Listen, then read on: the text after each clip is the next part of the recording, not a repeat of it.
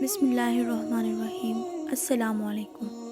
حضرت اسحاق ابن عبداللہ سے روایت ہے، انہوں نے فرمایا کہ میں نے انس بن مالک کو فرماتے ہوئے سنا ہے کہ اصفہان کے 70,000 یہودی دجال کے پیروکار ہوں گے، جن کے جسموں پر سبز رنگ کی چادریں یا جبے ہوں گے۔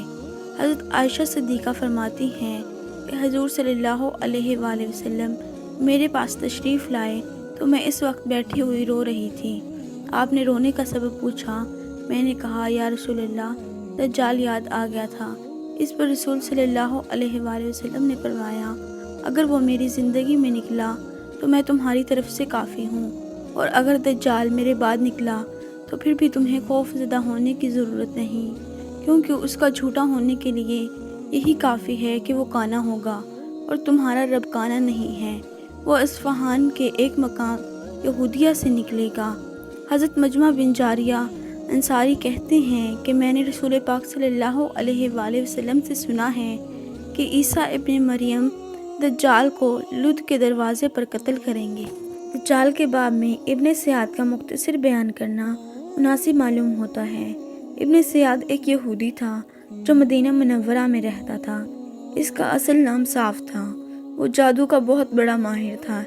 ابن سیاد کے اندر وہ نشانیاں پائی جاتی تھی جو دجال کے اندر ہوں گی۔ یہی وجہ ہے کہ آپ صلی اللہ علیہ وآلہ وسلم نے خود ابن سیاد کے بارے میں بہت فکر مند تھے۔ اس کی حقیقت جاننے کے لیے کئی مرتبہ چھپ کر اس کی گفتگو سننے کی کوشش کی، البتہ آپ صلی اللہ علیہ وآلہ وسلم نے آخر تک اس بارے میں کوئی واضح بات بیان نہیں فرمائی کہ ابن سیاد ہی دجال ہے یا نہیں۔ اس طرح صحابہ کرام میں بھی کچھ اکابر صحابہ ابن سیاد کو ہی دجال کہتے تھے۔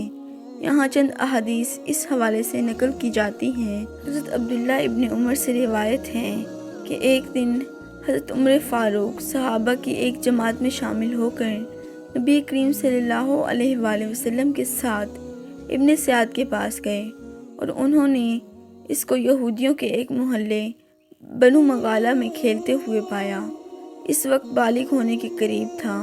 ابن سیاد ان سب کی آمد سے بے خبر اپنے کھیل میں مشغول رہا، یہاں تک کہ رسول اکرم صلی اللہ علیہ وآلہ وسلم نے اس کی پشت پر اپنا ہاتھ مارا تو وہ متوجہ ہوا، تو آپ صلی اللہ علیہ وآلہ وسلم نے اس سے سوال کیا کہ تو اس بات کی گواہی دیتا ہے کہ میں اللہ کا رسول ہوں؟ ابن سیاد نے یہ سنا۔ اس نے سن کر بڑی غصیلی نظروں سے آپ کی طرف دیکھا اور کہا، میں گواہی دیتا ہوں کہ تم امیوں یعنی ناخواندہ لوگوں کے رسول ہو۔ پھر اس نے آپ سے پوچھا، کیا تم گواہی دیتے ہو کہ میں خدا کا رسول ہوں؟ آپ صلی اللہ علیہ وآلہ وسلم نے اس کو پکڑ لیا اور خوب زور سے بھینچا اور فرمایا، خدا پر اور اس کے رسولوں پر ایمان لایا۔ اس کے بعد آپ نے اس سے پوچھا کہ تو یہ بتا کہ تو کیا دیکھتا ہے، یعنی غیب کی چیزوں میں تجھے کیا نظر آتا ہے؟ اس نے جواب دیا، کبھی تو میرے پاس سچی خبر آتی ہے اور کبھی جھوٹی۔ رسول صلی اللہ علیہ وآلہ وسلم نے فرمایا کہ تیرا سارا معاملہ گڑمڑ ہو گیا۔ پھر آپ صلی اللہ علیہ وآلہ وسلم نے فرمایا، میں نے تیرے لیے اپنے دل میں ایک بات چھپائی، جو بات آپ نے اپنے دل میں چھپائی تھی۔ اس نے جواب دیا، وہ بات پوشیدہ تمہارے دل میں ہے۔ آپ صلی اللہ علیہ وآلہ وسلم نے فرمایا، دور ہٹ، تو اپنے اوقات سے آگے ہرگز نہیں بڑھ سکے گا۔ حضرت عمر فاروق رضی اللہ تعالیٰ عنہ نے عرض کی، یا رسول اللہ، اگر آپ اجازت دیں تو میں اس کی گردن اڑا دوں۔ رسول اکرم صلی اللہ علیہ وآلہ وسلم نے فرمایا، ابن سیاد اگر وہی دجال ہے تو تم اس کو نہیں مار سکتے، اور اگر یہ وہ نہیں ہے تو اس کو مارنے کا کوئی فائدہ نہیں۔ حضرت ابن عمر فرماتے ہیں کہ ایک دن رسول اکرم صلی اللہ علیہ وآلہ وسلم کھجور کے ان درختوں کے پاس تشریف لے گئے جہاں ابن سیاد تھا۔ اس وقت آپ کے ہمراہ ابی کعب بن انصاری بھی تھے۔ رسول اکرم صلی اللہ علیہ وآلہ وسلم نے وہاں پہنچ کر شاخوں کے پیچھے چھپنے لگے تاکہ ابن سیاد کو پتہ نہ چلے، آپ اس کی باتیں سن لیں۔ اس وقت ابن سیاد چادر میں لپٹا ہوا لیٹا تھا اور اندر سے کچھ گنگنانے کی آوازیں آ رہی تھیں۔ اتنے میں ابن سیاد کی ماں نے آپ کو شاخوں کے پیچھے چھپا ہوا دیکھ لیا۔ اور کہا ارے صاف محمد آئے ہیں۔ ابن سیاد یہ سن کر گنگنانا بند کر دیا۔ یہ دیکھ کر آپ نے صحابہ سے فرمایا اگر اس کی ماں اس کو نہ ٹوکتی یعنی گنگنانے دیتی تو آج وہ اپنی حقیقت ظاہر کر دیتا۔ حضرت عبداللہ ابن عمر فرماتے ہیں کہ اس واقعے کے بعد آپ صلی اللہ علیہ وآلہ وسلم خطبہ دینے کے لیے لوگوں کے سامنے کھڑے ہوئے تو اللہ کی حمد و ثنا کی جس کے وہ لائق ہے، پھر دجال کا بیان فرمایا کہ میں تمہیں دجال سے ڈراتا ہوں، اور نوح کے بعد کوئی نبی ایسا نہیں گزرا جس نے اپنی قوم کو دجال سے نہ ڈرایا ہو، اور نوح نے بھی اپنی قوم کو اس سے ڈرایا، لیکن میں دجال کے بارے میں تم کو ایک ایسی بات بتاتا ہوں جو اس سے پہلے کسی اور نبی نے نہیں بتائی، سو تم جان لو دجال کانا ہوگا اور یقیناً اللہ تعالیٰ کانا نہیں ہے۔ حضرت عبداللہ ابن عمر کہتے ہیں ایک دن راستے میں میری ملاقات ابن سیاد سے ہو گئی۔ اس وقت اس کی ایک آنکھ سوجی ہوئی تھی۔ میں نے پوچھا تیری آنکھ میں یہ ورم کب سے ہے؟ اس نے کہا مجھے نہیں معلوم۔ میں نے کہا آنکھ تیرے سر میں ہے اور تجھے ہی معلوم نہیں۔ اس نے کہا اگر خدا چاہے تو اس آنکھ کو تیری لاٹھی میں پیدا کر دے۔ ابن عمر کہتے ہیں اس کے بعد ابن سیاد نے اپنی ناک سے اتنی زوردار آواز نکالی جو گدھے کی آواز کی مانند تھی۔ حضرت محمد ابن منکدر تابع فرماتے ہیں کہ میں نے حضرت جابر ابن عبداللہ کو دیکھا، وہ قسم کھا کر کہتے تھے کہ ابن سیاد دجال ہیں۔ میں نے عرض کی آپ اللہ کی قسم کھا رہے ہیں؟ تو انہوں نے کہا حضرت عمر فاروق کو سنا، وہ حضور صلی اللہ علیہ وآلہ وسلم کے سامنے قسم کھاتے تھے کہ ابن سیاد دجال ہے، اور نبی کریم صلی اللہ علیہ وآلہ وسلم نے اس سے انکار نہیں فرمایا، یعنی اگر یہ بات درست نہ ہوتی تو آپ اس کا انکار کرتے۔ حضرت نافع کہتے ہیں کہ ابن عمر فرماتے ہیں کہ خدا کی قسم مجھے اس بات میں کوئی شک نہیں کہ ابن سیاد ہی دجال ہے۔ اس روایت کو ابو داؤد اور بہقی نے کتاب البعث سنشور میں نقل کیا ہے کہ حضرت ابو بکر فرماتے کہ ایک دن رسول اکرم صلی اللہ علیہ وآلہ وسلم نے فرمایا دجال کے والدین 30 سال تک اس حالت میں گزاریں گے کہ ان کے لڑکا نہیں ہوگا، پھر ان کے ہاں ایک لڑکا ہوگا جو بڑے دانتوں والا ہوگا، بہت کم فائدہ پہنچانے والا ہوگا، یعنی جس طرح اور لڑکے گھر کے کام کاج میں فائدہ پہنچاتے ہیں وہ کوئی فائدہ نہیں پہنچائے گا۔ اس کی دونوں آنکھیں سوئیں گی لیکن اس کا دل نہیں سوئے گا۔ اس کے بعد رسول اکرم صلی اللہ علیہ وآلہ وسلم نے ہمارے سامنے اس کے ماں باپ کا حال بیان کیا اور فرمایا اس کا باپ غیر معمولی لمبا اور کم گوشت والا ہوگا، یعنی دبلا ہوگا۔ اس کی ناک مرغ جیسے جانور کی چونچ کی طرح لمبی اور پتلی ہوگی، اور اس کی ماں موٹی چوڑی اور لمبے ہاتھ والی ہوگی۔ ابو بکر کہتے ہیں کہ ہم نے مدینے کے یہودیوں میں ایک عجیب لڑکے کی موجودگی کے بارے میں سنا تو میں اور زبیر ابن العوام اس کو دیکھنے کے لیے چلے گئے۔ جب ہم نے اس لڑکے کے والدین کے پاس پہنچے تو کیا دیکھتے ہیں کہ اس کا باپ بالکل اسی طرح کا ہے جیسا رسول اکرم صلی اللہ علیہ وآلہ وسلم نے ہم سے ان کا حال بیان کیا تھا۔ ہم نے ان دونوں سے پوچھا کہ تمہارے ہاں کوئی لڑکا ہے؟